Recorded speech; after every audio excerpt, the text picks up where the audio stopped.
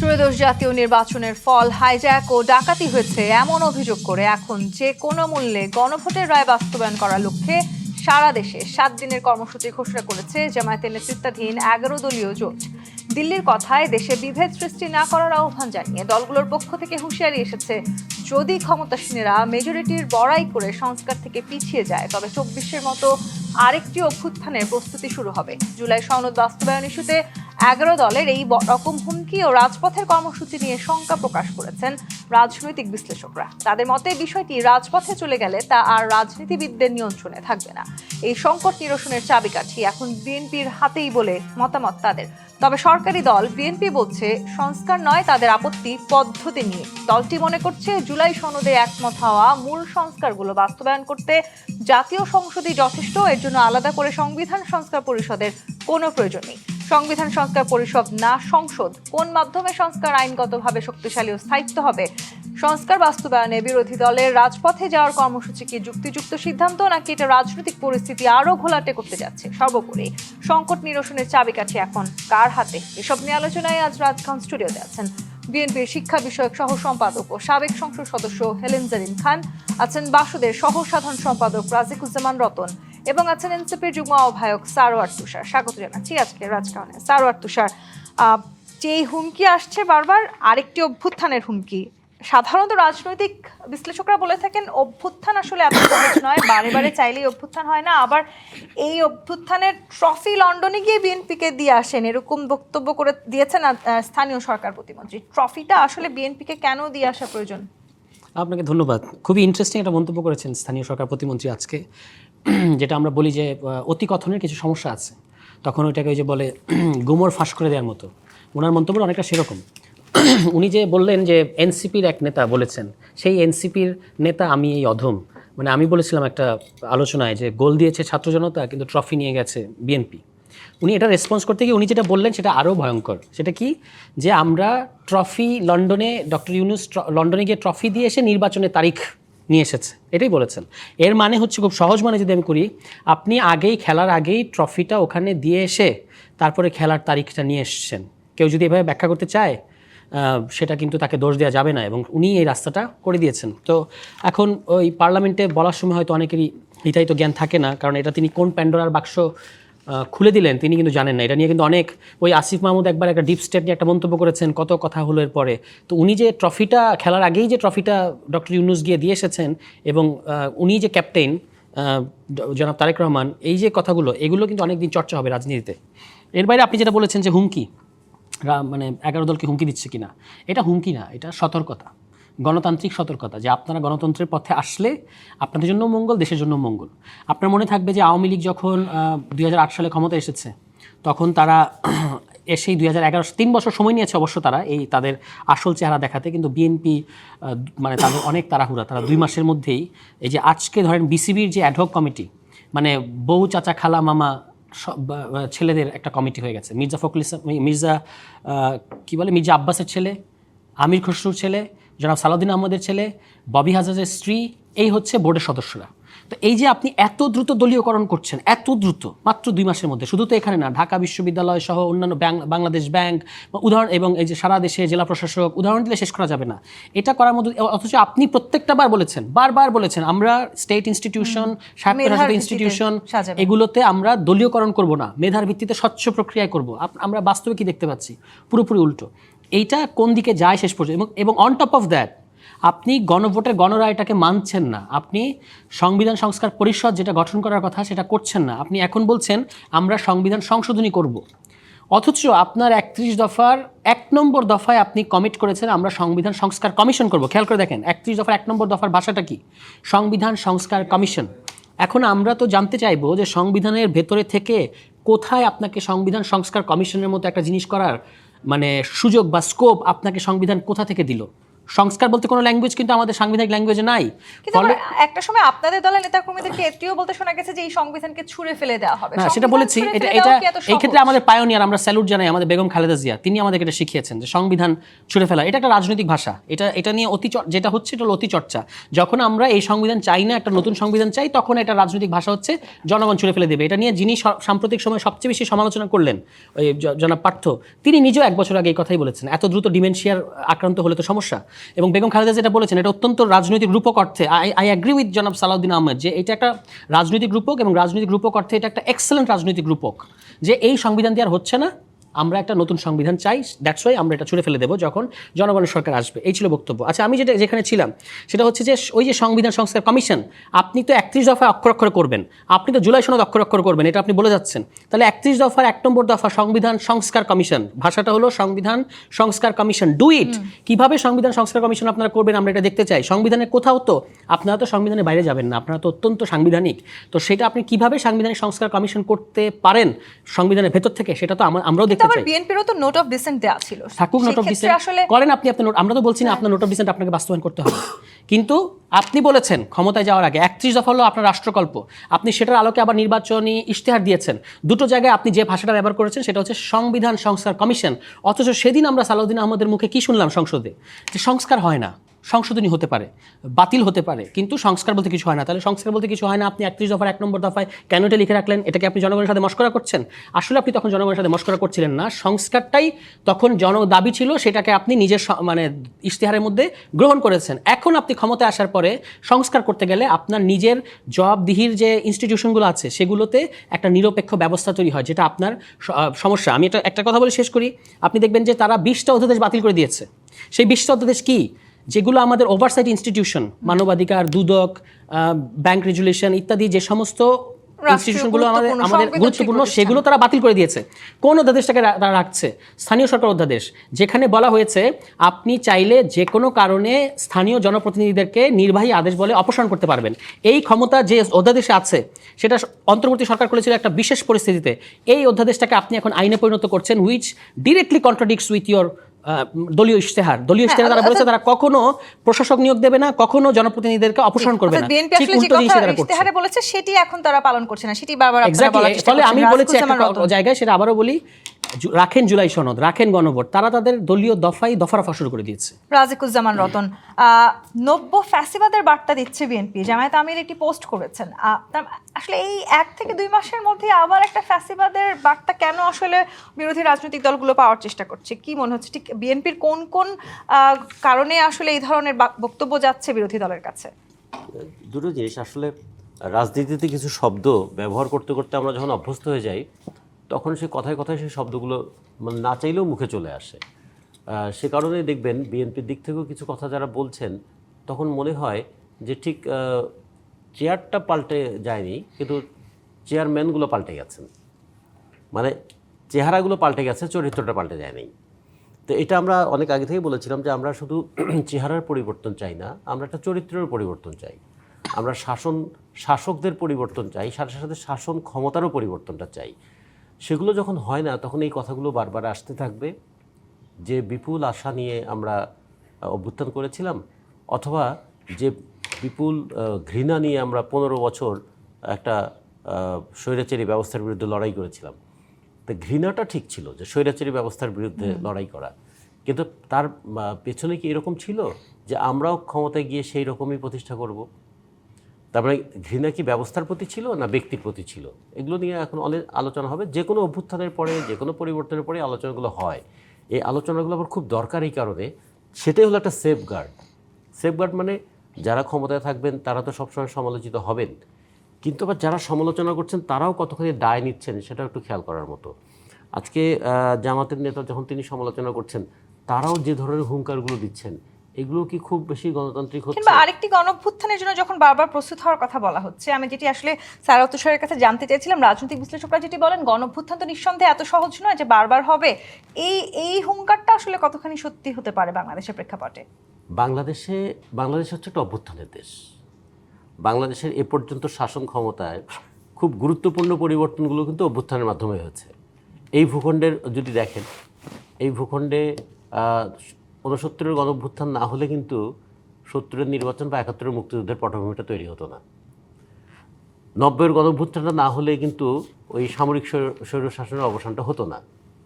আবার 24-এর গণঅভ্যুত্থানটা না হলেও এইরকম হতো 29 সালে আমরা আরেকটা এইরকমই নির্বাচন হয়তো দেখতাম, যে নির্বাচন 14, 18, 24-এরই একটা কন্টিনিউশন হতো। তো ফলে আমাদের এখানে যখন আর কোনো উপায় না থাকে তখন শাসক গোষ্ঠীকে উচ্ছেদ করাটাই জনগণের দায়িত্ব হয়ে পড়ে। সেক্ষেত্রে দলে দলে মানুষ এসে যুক্ত হয়।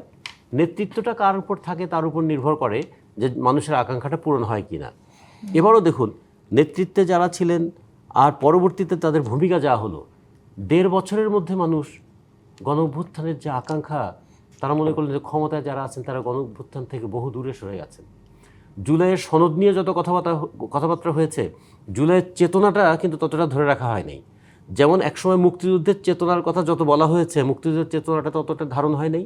জুলাইয়ের চেতনার কথা যত বলা হয়েছে, চেতনাটা ততটা ধারণ করা হয়নি। তাহলে 1.5 বছরের যে ঘটনাগুলো ঘটেছে, কিংবা আজকেও একটা ছোট্ট দুঃখজনক ঘটনা আমরা একটু নোটিশ করে রাখতে চাই, যে পার্লামেন্টারি স্পিকার তার অনেক দোষ আছে। কী রকম দোষ? যে তিনি একটা অন্যায্য, অন্যায়, অগণতান্ত্রিক নির্বাচনের মধ্য দিয়ে গঠিত পার্লামেন্টারি স্পিকার ছিলেন। কিন্তু তার স্পিকার তো ছিলেন। আজকে তাকে যে মামলায় গ্রেপ্তার করা হয়েছে, একজন স্পিকার কেন? এটা কি আপনার জন্য এই মামলাটা প্রযোজ্য হবে? 2011 সালে আমার বিরুদ্ধে মামলা হয়েছিল, সেটা কি হোটেলের ক্যাশ বাক্স ভেঙে টাকা চুরি করার মামলা। 4 বছর আমি ওই মামলা খেটেছি। তখন এই প্রশ্নটাই করেছিলাম, আমি যে অপরাধ করি আমার বিরুদ্ধে সেই মামলাটা দেন না ভাই, আমার কোনো অসুবিধা নেই। মামলাগুলো আসলে কতখানি সঠিক সেটা নিয়েও একটা প্রশ্ন তোলা যায়। স্পিকারের বিরুদ্ধে যদি এরকম একটা হত্যা মামলা হয়, স্পিকারের বিরুদ্ধে মামলা হতে পারে তিনি স্পিকার হিসেবে তার শপথের মর্যাদা রক্ষা করেছেন কিনা, তিনি একটা এরকম অন্যায় ভোটের মধ্য দিয়ে একটা গঠিত পার্লামেন্টের স্পিকার হিসেবে দায়িত্ব পালন করতে গিয়ে তিনি তার মানবিক মর্যাদা রক্ষা করেছেন কিনা, তিনি পার্লামেন্টকে একটা গণতান্ত্রিক ব্যবস্থার সবচেয়ে উন্নততর প্রতিষ্ঠান হিসেবে রক্ষা করতে ব্যর্থ হয়েছেন কিনা, সেগুলো নিয়ে বিচার হতে পারে তার। কিন্তু তাকে খুনের মামলার আসামি করব আমরা? এই জায়গাটাতে আসবো, এগুলো আসলে রাজনৈতিকভাবে নানানভাবে আবার বুমেরাং সৃষ্টি করতে যাচ্ছে কিনা। এই বিষয়ে কি আমাদের জামাতের আমিরের কোনো কথা আছে? নাই তো। তিনি যদি ফ্যাসিবাদের বিরুদ্ধেই কথা বলতে চান তাহলে তো এই বিষয়ে কথা বলা উচিত। আরো একটা বিষয় দেখুন, আসবো আপনার কাছে আমি রাজিকুজ্জামান রতন। একটু হেলেন জারিন খান, আপনার কাছে আসি।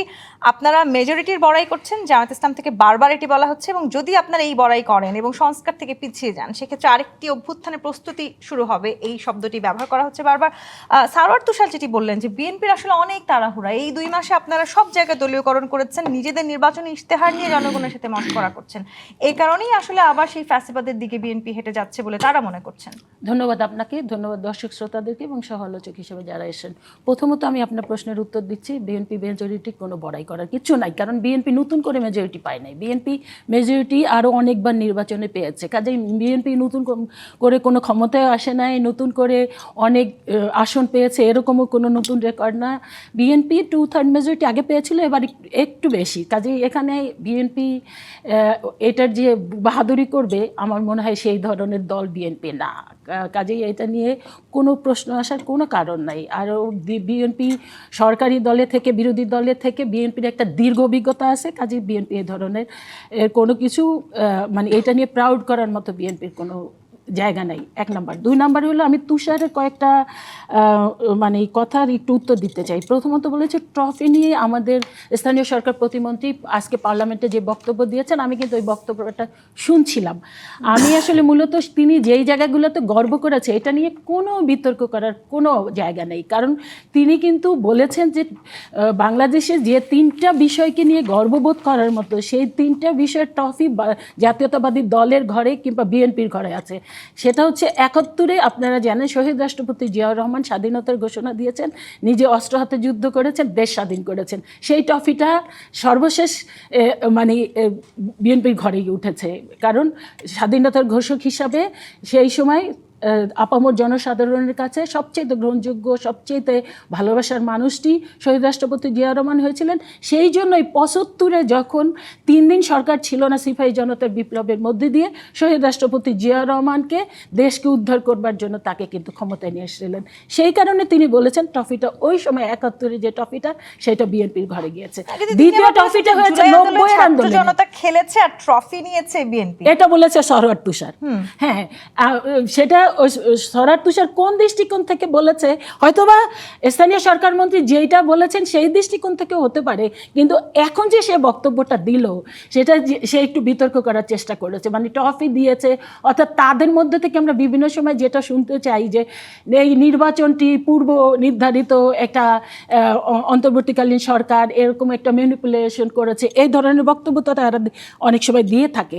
তো কাজে ওই দৃষ্টিকোণ থেকে কিন্তু স্থানীয় সরকার প্রতিমন্ত্রী বক্তব্য রাখেনি, বক্তব্য রেখেছেন যে এই ৩৬ জুলাই আন্দোলনের বিএনপির নেতা আমাদের বর্তমান প্রধানমন্ত্রী জনাব তারেক রহমান হলো মূল নেতা ছিলেন। এইটাই তিনি তার বক্তব্যে স্পষ্ট করে এবং সেই কারণে দিতে হলো। আপনি জানেন না কি কারণে দিতে হলো? কারণ ৩৬ জুলাইয়ের পরে অন্তর্বর্তীকালীন সরকারটি এসেছিল, তাদের কাছে জাতির অনেক প্রত্যাশা ছিল, তাদের কাছে গোটা জাতি মানে সবাই ওই একমত হয়েই কিন্তু তাদের হাতে ক্ষমতা দিয়েছিল, কিন্তু তারা ১৬-১৭ মাসে কি করেছে সেটা জাতি দেখে নাই। কিভাবে মব কালচার সৃষ্টি করেছে, কিভাবে মাজার ভেঙেছে, কিভাবে প্রথম আলো, ডেইলি স্টারের মতো পত্রিকা পুড়িয়ে দিয়েছে, জ্বালিয়ে দিয়েছে, উদিসির মতো জায়গা জ্বালিয়ে দিয়েছে, কিভাবে হিন্দু সম্প্রদায়কে গাছের মধ্যে টানিয়ে হত্যা করে আবার জ্বালিয়ে দিয়েছে। এরকম একটা অবস্থার মধ্যে দিয়ে এবং অর্থনীতি কিভাবে মানে দিনে দিনে এমন খারাপ অবস্থায় গিয়েছিল, সেরকম একটা অবস্থায়। এবং আপনারা জানেন যে অন্তর্বর্তীকালীন সরকারটি আসার মাত্র ৩-৪ দিনের মাথায় কিন্তু বিএনপি একটা বিরাট সমাবেশ করে বলেছিল যে আমরা 3 মাসের মধ্যে নির্বাচন চাই। এবং ওই নির্বাচনটি কেন চাইলাম, সেই কারণে বিএনপিকে কত রকমের কালার দেওয়া হলো। বিএনপি মানে নির্বাচন, বিএনপি অন্তর্বর্তীকালীন সরকারকে চায় না, বিএনপি হলো মানে এদেশের ভালো চায় না, এই নানা রকমের এক্সাম্পল দেওয়া হলো। গণভোটে তো বিএনপিও প্রচারণা চালিয়েছিল হ্যাঁ ভোটের পক্ষে, তাহলে এখন আসলে সেই গণভোট নিয়ে সংস্কার নিয়ে বিএনপি দেখেন, বিএনপি এইটা হলো আরেকটা অন্তর্বর্তীকালীন সরকার, আরেকটা ওই যে বলেছে না প্রতারণার দলিল, আমাদের মাননীয় স্বরাষ্ট্রমন্ত্রী পার্লামেন্টে গিয়ে বলেছেন, একদম এইটাই কিন্তু সত্য। এই যে আমি আরেকটা টকশোতে বলেছিলাম যে খায়রুল হকের জন্য ওই তত্ত্বাবধায়ক সরকার, যদিও ওই সময় শেখ হাসিনা তত্ত্বাবধায়ক সরকার তুলে দিয়েছেন, কিন্তু মূল আসামি ছিল হলো খায়রুল হক। কারণ খায়রুল হক ওই সময় যদি ওই মানে ওই নেতৃত্বটা না নিত কিংবা ওই কাজটি যদি না করতো, তাহলে আমি মনে করি এই শেখ হাসিনা 2014 সালের পরে যে এই যে ভোটারবিহীন যে নির্বাচনগুলো হয়েছে সেটা হতো না।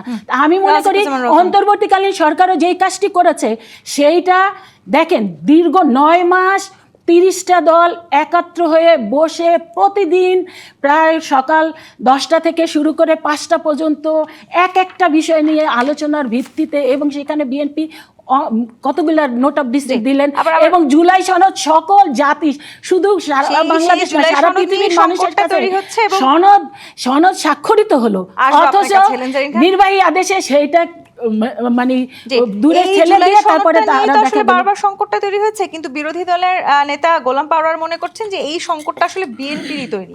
সত্যি কি আসলে সংকটটা বিএনপি তৈরি করছে কিনা? আমি উত্তর নিব। জি25 ইস্পাত নিবেদিত রাজকাহন থেকে বিরতি নিয়ে ফিরছি, সাথেই থাকুন। জি25 ইস্পাত নিবেদিত রাজকাহন দেখছেন। রাজিকুজ্জামান রতন, এই যে গণভোটের রায় কিংবা আসলে জুলাই সনদ নিয়ে যেই সংকটটা তৈরি হয়েছে, গোলাম পারওয়ার বলেছেন যে সংকটটা আসলে বিএনপি তৈরি করেছে, সমাধানটাও আসলে বিএনপিকেই করতে হবে। সত্যি কি সংকটটা শুধু একা বিএনপি তৈরি করলো? তার আগে আমি একটা বিষয় একটু ক্লিয়ার হতে চাই।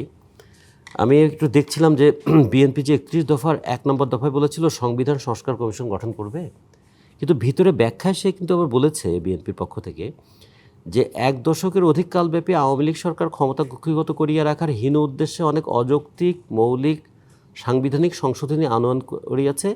একটি সংবিধান সংস্কার কমিশন গঠন করিয়া সকল বিতর্কিত ও অগণতান্ত্রিক সাংবিধানিক সংশোধনী ও পরিবর্তনসমূহ পর্যালোচনা করিয়া এগুলো রহিত বা সংশোধন করা হইবে। তার মানে তারা কিন্তু সংস্কারের কথা বলেন না, কিন্তু তারা হেডিংটা দিয়েছে সংস্কার, কিন্তু ভিতরে বলেছে তারা রহিত করবেন অথবা সংশোধন করবেন, এটা হলো মানে পার্লামেন্টারি ডিসকাশনের মধ্যেই তারা আছেন। কিন্তু আমি সেটার চেয়ে তো গুরুত্বপূর্ণ যেটা মনে করি বিএনপির 2 নম্বর যে দাবিটা ছিল 31 নম্বর দফা 2 নম্বর দাবি, যে সম্প্রীতিমূলক সমন্বিত রাষ্ট্রসত্তা প্রতিষ্ঠা এবং জাতীয় বলছে ন্যাশনাল রিকনসিলিয়েশন কমিশন, এইটা খুব গুরুত্বপূর্ণ। আমরা কি প্রতিহিংসার রাজনীতিটাই চলতে থাকবে, চোখের বদলে চোখ, এটা কি চলতে থাকবে, নাকি রাজনীতিতে আরও উন্নততর দায়িত্ববোধের পরিচয় দেওয়া হবে? ঠিক যেমন করে আওয়ামী লীগ কাজগুলো করেছে তেমন করেও যদি তেমন করে অন্তর্বর্তীকালীন সরকার করলো, এবং অন্তর্বর্তীকালীন সরকার এক ধাপ এগিয়ে গেলেন, আদালতের মধ্যে ডিম নিক্ষেপ, জুতা নিক্ষেপ, এগুলো আমরা দেখলাম, আদালতের মধ্যে মারধর করা দেখলাম। দেখে আদালত সম্পর্কে আগে একটা ধারণা ছিল যে আদালত সরকারের নির্দেশে চলে, পরবর্তীতে দেখালো যে আদালত সেটা হচ্ছে জনরোষের কাছে নতি স্বীকার করে ফেলে। এইটা যদি চলতে থাকে তাহলে কী হবে? আদালতের প্রতি আস্থা কি তৈরি হবে? মানুষ কি শেষ পর্যন্ত বলতে পারবে যে বিচারালয়ের কাছে আমরা যাব, নাকি বলবে বিচারালয়ে গিয়েও তো লাভ নাই, ওখানে তো পেশির কাছেই পরাস্ত হয়ে যাবে বিচার? এই জায়গাগুলোতে বিএনপির একটা ভূমিকা পালন করা উচিত। আবার যে বারবার আসলে সংবিধান সংস্কার হওয়া উচিত বা সংবিধানকে পাল্টে ফেলতে হবে, এই বিতর্কটা যে বারবার আসছে, সংবিধান সংস্কার তো আসলে সাংবিধানিক নিয়মেই হবে, সেটি মেনে নিতেও বা আসলে সমস্যাটা কোথায়? এখন দুটো জিনিস আছে। একটা ধরুন আমরা বাসদের পক্ষ থেকে কিন্তু শুরু থেকে বলেছিলাম যে স্বাধীনতার পরে যে বিপুল আকাঙ্ক্ষা নিয়ে একটা দেশ মুক্তি অর্জন করলো, আমাদের প্রথম সংবিধানে কিন্তু তার অনেকগুলো জায়গায় একটু ঘাটতি ছিল। কিন্তু এই সংবিধানের পিছনে তো আমাদের রক্ত আছে, এই সংবিধানের পিছনে তো স্বাধীনতার আকাঙ্ক্ষা আছে, সেখানে দুর্বলতা থাকলে সেগুলো দূর করতে হবে আমাদের। আর কি, যখন আমরা সমাজ ব্যবস্থাটা পাল্টে ফেলবো, যেমন ধরুন পুঁজিবাদী ব্যবস্থা থেকে যখন সমাজতান্ত্রিক ব্যবস্থা যাবে, তখন কি এই সংবিধান থাকবে? কিন্তু আমি ব্যবস্থাটা পুঁজিবাদীই রাখবো, তাহলে তো এই সংবিধানের মধ্যেই চলবেন। তো সেই জায়গায় আমরা অনেক অবাক হয়ে দেখি যে কিছু কিছু মানুষ, যে দল, যারা কিন্তু এই পুঁজিবাদী অর্থনৈতিক কাঠামোর মধ্যেই থাকবেন, কিন্তু তারা আবার সংবিধান ছুঁড়ে ফেলতে চাচ্ছেন। তাহলে এটা কি? এটা তার মানে কি 71কে বিতর্কিত করা, 24কে মহিমান্বিত করতে গিয়ে 71কে ছোট করা? আগে দেশটা তো স্বাধীন হয়েছে, তারপরে না স্বাধীন দেশে গণতন্ত্র প্রতিষ্ঠার সংগ্রাম হয়েছে। তা আমি কি শুরুটাকে অস্বীকার করে পরের দিকে যাব? এই বিতর্কগুলো আমাদেরকে খেয়াল করার মতো। জামাত ইসলাম কেন এই বিতর্ক করে, পদ্ধতিটা নিয়ে তাদের আসলে জামাত ইসলাম কেন এই বিতর্ক করে, এর পিছনে তার একটা রাজনৈতিক বিষয় আছে, এটা আমরা বুঝতে পারি। কিন্তু সংবিধানের যে সমস্ত অগণতান্ত্রিক সংশোধনীগুলো আছে, সেগুলো তো পরিবর্তন করার কথা আমাদের বলতেই হবে। 2 নম্বর হচ্ছে আমাদের এই কথাটা বারবার বলতে হবে যে আমরা গণতন্ত্র আরো অধিকতর গণতন্ত্রের দিকে যাত্রা করব। কিন্তু যে অধ্যাদেশগুলো বাতিল হচ্ছে তাতে করে কি আরো অধিকতর গণতন্ত্রের দিকে 3টা জায়গায় খুবই মানে প্রশ্ন তৈরি হয়েছে। যেমন আমরা চেয়েছিলাম একটা স্বাধীন সক্ষম বিচার বিভাগ, স্বাধীন সক্ষম বিচার বিভাগের জায়গাটা কিন্তু আলোচনা এলো না। আমরা চেয়েছিলাম স্বাধীন সক্ষম এবং মর্যাদাপূর্ণ একটা দুর্নীতি দমন কমিশন। দুর্নীতি দমন কমিশন সরকারের আদেশে নির্দেশিত হয়ে কাজ করবে তা না, মানে ক্ষমতাসীন দলের কোনো দুর্নীতি খুঁজে পাবেন না, আর বিরোধী দলের তিল পরিমাণ দুর্নীতি থাকলেও সেটাকে তাল করে বের করা হবে। এই ধরনের দুর্নীতি কমিশন, দমন কমিশন আমরা দেখতে চাই নাই। ফলে এই যে জায়গাগুলোতে পরিবর্তন দরকার ছিল, সেই পরিবর্তনগুলো কিন্তু আড়ালে থেকে গেল। হেলেন জেরিন খান, এই যে পরিবর্তনগুলো আসলে একটা দীর্ঘদিনের প্রত্যাশা ছিল, এই যে আসলে যেটা আমরা বারবার বলছি, এখানটা এই জায়গাটাতে আসলে পরিবর্তনটা কেন বিএনপি আনলো না? সেটা কি আসলে নিজেদের সুবিধার্থে, বা বিএনপিকে আসলে কখনো ভেবেছে কিনা যে এই পরিবর্তনগুলো না আনলে আবারও আওয়ামী লীগের মতন 10টা বুমেরাং হয়ে বিএনপির ঘাড়ে আসতে পারে? আবার গণভোটের রায়টাকেও আসলে আপনারা কোথাও না কোথাও গিয়ে অবহেলা করছেন, যে অভিযোগ বারবার বিরোধী দল করছে। কোথায় পরিবর্তন আনলো না? বিএনপি তো বারবার করেই বলেছে যে জুলাই সনদে আমরা যেটা স্বাক্ষর করেছি সেইগুলো আমরা অক্ষরে অক্ষরে পালন করব। এবং এরপরও দেখেন আপনার যে বিরোধী দল থেকে যে বিষয়গুলো আপত্তি জানাচ্ছে, তাই সেইটাও আবার কিন্তু বিএনপির পক্ষ থেকে বলা হয়েছে। আমাদের মাননীয় স্বরাষ্ট্রমন্ত্রী কিন্তু তিনি বলেছেন যে আমরা একটা কমিটি করব, এবং প্রথমে বিরোধী দলের পক্ষ থেকেই এই ধরনের প্রস্তাব দেওয়া হয়েছিল, এবং সেটা অ্যাকসেপ্ট করে বলছি ঠিক আছে আসেন আমরা কমিটি করি, সংবিধান সংস্কার কমিটি, মানে সংসদীয় যে কমিটি, ওটা বলছে ঠিক আছে আসেন আমরা একটা কমিটি করি। এবং সেখানে দেখেন বিরোধী দলের পক্ষ থেকে বলা হলো যে হ্যাঁ আমরা যেতে পারি, আমাদের 50-50 অবস্থা যদি মানে সমানে সমান যদি না হয়, তা একটা দল 2/3 মেজরিটি চাইতে বেশি আসন পেয়েছে, আর একটা দল 77 পেয়েছে। সব জায়গায় মানে সব জায়গায় সমানে সমান পেতে হলে ভাই জনগণ তো তোমাদেরকে সমানে সমান দেন না। এই জনগণ তো আমাদেরকে মানে 2/3 মেজরিটি দিয়েছে সরকার পরিচালনার জন্য, আমাদেরকে তো মানে ওইভাবে সুন্দরভাবে রাষ্ট্র পরিচালনা করতে হবে, সেই জায়গায় তো আমাদের কাজ করতে হবে। আমরা আমাদের বিরোধী দল সরকারেরই একটা পার্ট, সেই কারণে আমরা তাদেরকে কখনোই ছোট করে দেখতে চাই না, হালকা করেও দেখতে চাই না, তাদেরকে নিয়েই আমরা কাজ করতে চাই। সেই জন্যই আমরা বলছি আসুন আমাদের পার্লামেন্টে যে কমিটি করতে গেছে, আসেন আমরা প্রয়োজনে আবার বসি, আবার আলোচনা করি, আবার ডিসকাশন করি, যে সমস্ত সমস্যাগুলো আছে প্রয়োজন ভেদে আমরা সেই সমস্যা সমাধান করার ক্ষেত্রে আমরা আরও ভূমিকা নেই। সেই জায়গায় তো আসছে না, তারা বারবার করে হুমকি দিচ্ছে তারা চলে যাবে সেই রাজপথে। জায়গাটা একটু জানতে চাই হেলেন জারিন খান, যে 11 দলীয় জোট যারা রাজপথে নামার যে হুমকি দিয়েছেন, আপনি কি মনে করছেন এই ইস্যুটাকে ঘিরে যদি আসলে বিরোধী রাজনৈতিক দলগুলো রাজপথে নেমে আসে, সেটি বাংলাদেশের রাজনীতির জন্য আবার একটা কালো মেঘ হয়ে দাঁড়াতে পারে কিনা?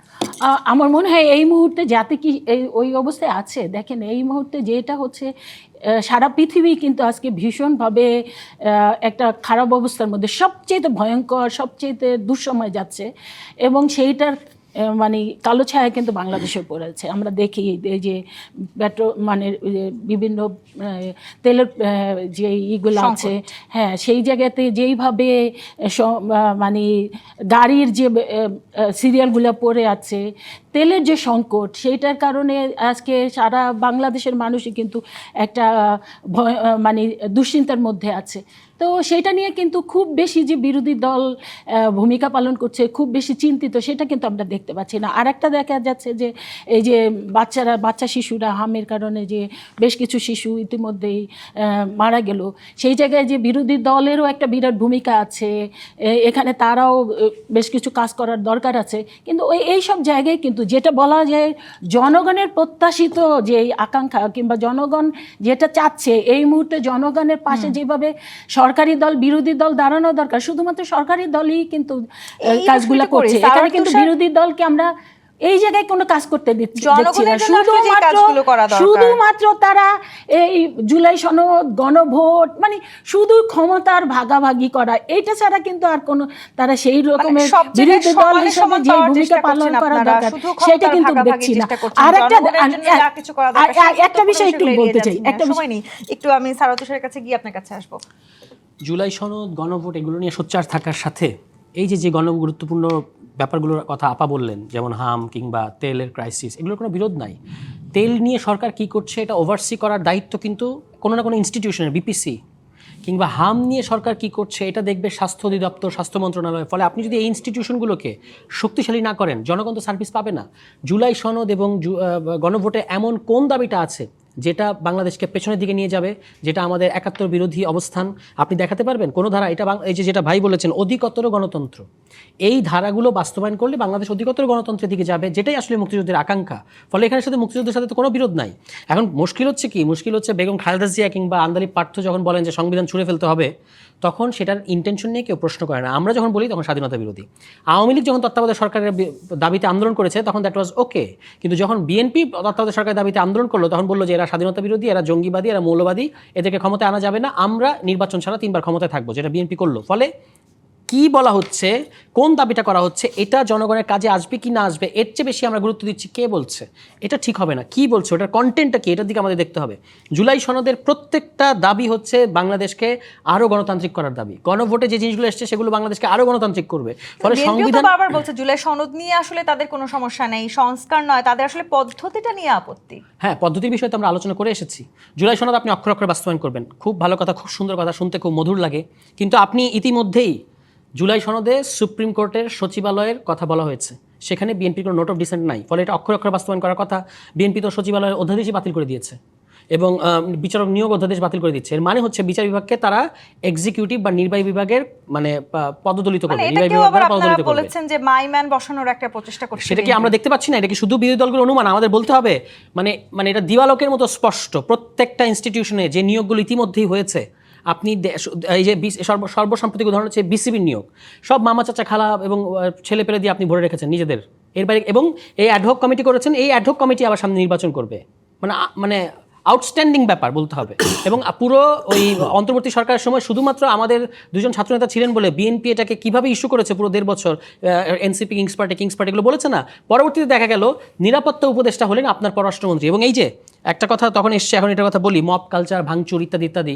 এবং এইটার কারণেই আপা বললেন না কি হয়েছিল আপনি জানেন না, এই কারণে তো লন্ডনে দৌড় দিতে হয়েছিল। আসলে কি হয়েছিল আমি আপনাকে বলি, নিরাপত্তা উপদেষ্টা ছিলেন জনাব খলিলুর রহমান, এবং দেশের ভেতরে মব কালচার, দেশের ভেতরে ভাঙচুর ইত্যাদি ঘটতে থাকলো।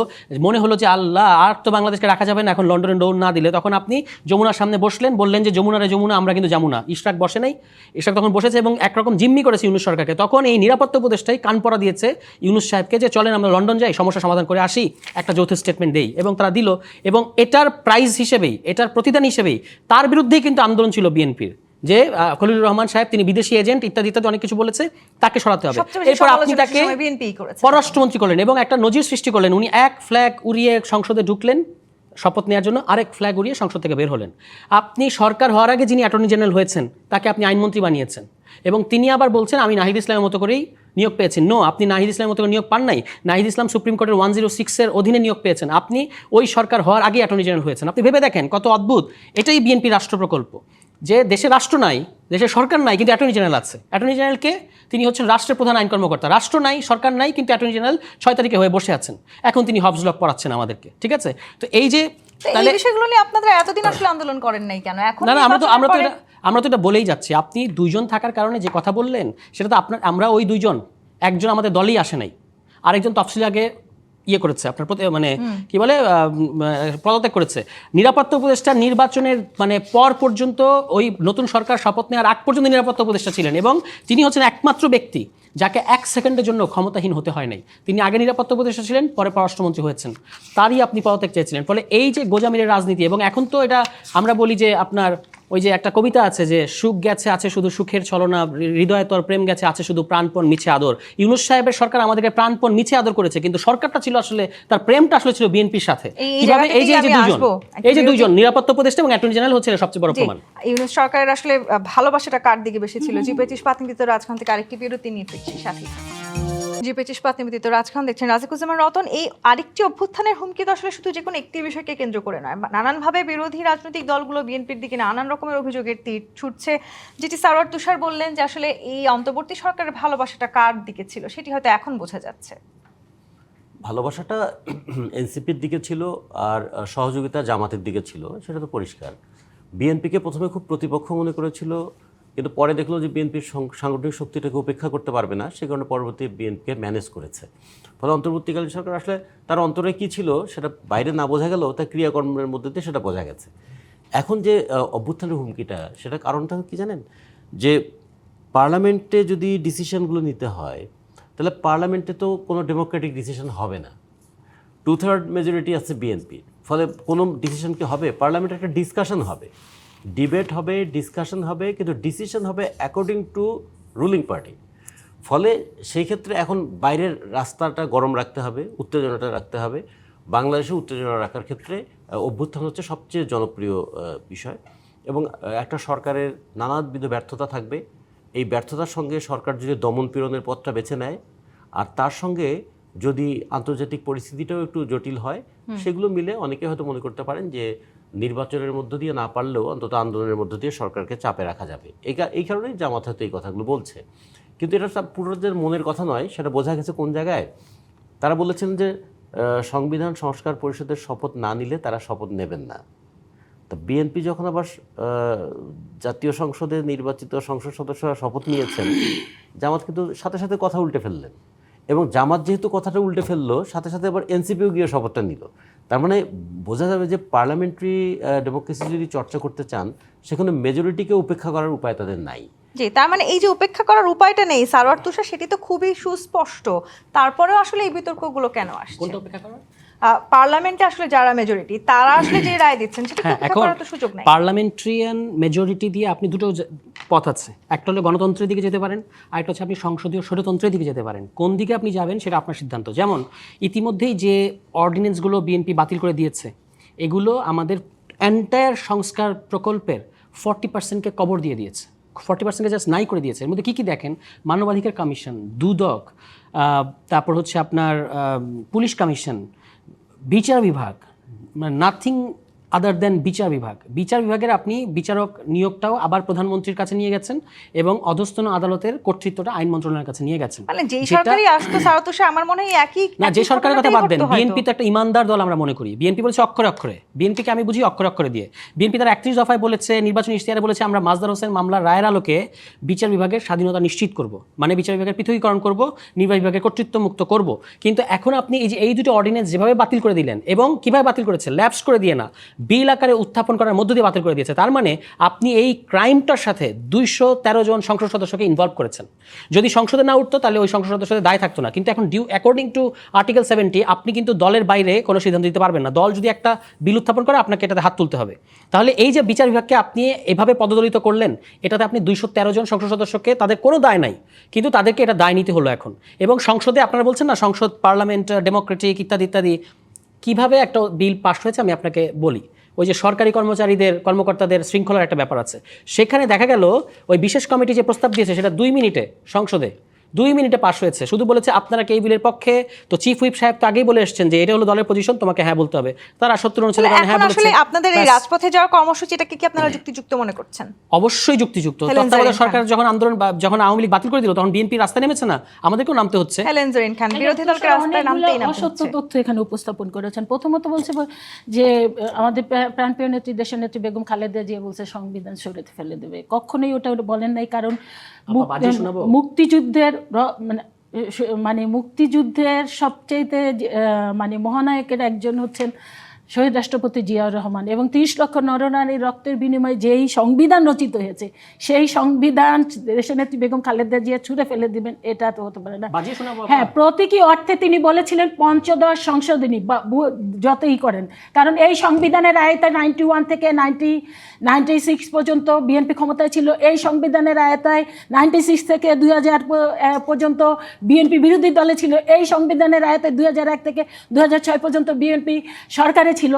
এই সংবিধান বিএনপি ছুঁড়ে ফেলবে এটা না। পঞ্চদশ সংশোধনী ছুঁড়ে ফেলার জন্য তখন আমাদের প্রাণপ্রিয় নেত্রী ওই কথা বলেছেন। আমি একটু যুক্ত করি এই জায়গাটিতে, মিয়া গোলাম পরোয়ার বলেছেন সংবিধানকে এত তুচ্ছ করে ফেলা হয়েছে, মনে হয় আর কেউ সংবিধান বোঝে না। সংবিধান ওনাদের কাছে খুবই তুচ্ছ, কারণ ওনারা কথায় কথায় এই 72-এর সংবিধান, কারণ ওই যে বলে না পড়া, যেটা বারবার করে অনেকেই বলছে যে এইটা হলো 71-এর পরাজয়ের দলিল মনে হয় তাদের কাছে, সেই কারণে 72-এর সংবিধান তারা বারবার করে ছুঁড়ে ফেলে দিতে চায়। কারণ আমরা জানি যে মুক্তিযুদ্ধের সময় তাদের ভূমিকাটা কী ছিল। ওনাদের এনসিপি, সবচেয়ে দুঃখ হয় যে এনসিপির নেতারাও একই সুরে সুর মিলিয়ে, এই জন্যই তো এনসিপিকে বলে আসলে কি এরা এনসিপি না জামাতেরই একটা কিংবা শিবিরেরই সেই গুপ্ত রাজনীতির একটা পার্ট। যখন হান্নান মাসুদ পার্লামেন্টের মতো জায়গায় গিয়ে বলে 72-এর সংবিধান আমরা চাই না, ছুঁড়ে ফেলে দিতে চাই, তো ওনারা তো কথায় কথায় 72-এর সংবিধান, এই সংবিধান ছুঁড়ে ধরে ফেলে দেওয়ার কোনো সুযোগ নাই যতদিন এই বিএনপি বাংলাদেশে আছে। একটা কাজে এটা কখনোই হবে না। আরেকটা হলো যে তুষার আরেকটা বলেছে যে মোজামিলের রাজনীতি বিএনপি করে। দেখেন আমাদের 31 দফার মধ্যে কিন্তু আছে, একটা দফায় আছে যে আমরা একটা রেইনবো পার্লামেন্ট করব, এবং দেখেন না রেইনবো পার্লামেন্ট এবং রেইনবো ন্যাশন আমরা করতে চাই। জাতীয় সরকার রেইনবো নেশন, সেখানে হ্যাঁ জাতীয় সরকার, সেখানে যদি আমরা কই তাহলে আমরা অন্তর্বর্তীকালীন সরকারের একজন উপদেষ্টাকে আইনে আমরা পররাষ্ট্রমন্ত্রী করেছি। তার আগে যে আপনারা যে অন্যায় করেছেন, আপনাদের উপদেষ্টা পদত্যাগ করে আবার নির্বাচন কমিশনের যে আপনাদের যে পরিচালনা কমিটি, সেই কমিটির প্রধান